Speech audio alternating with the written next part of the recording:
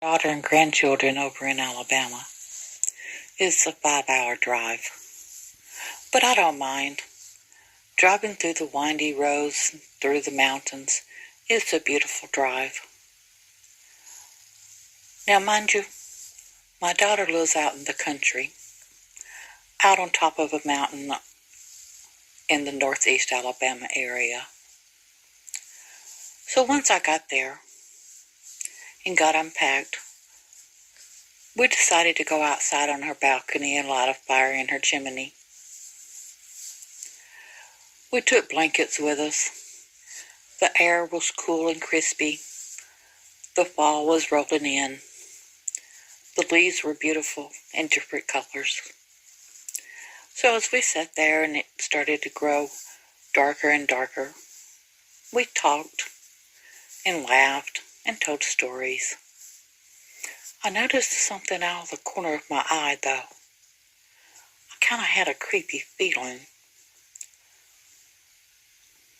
I saw a man standing behind a tree, barely sticking out, looking, watching, being very quiet. I suggested to my daughter that I was getting tired and sleepy and maybe it was time to go in. After all, it was late. They agreed. They were tired too, and it was time for bed. So as they went upstairs to get ready for bed, I was sleeping in the living room on the sofa. I walked to the kitchen and got a knife. I walked to the back door from the balcony, making sure that the door was locked, and decided to put a chair underneath the doorknob.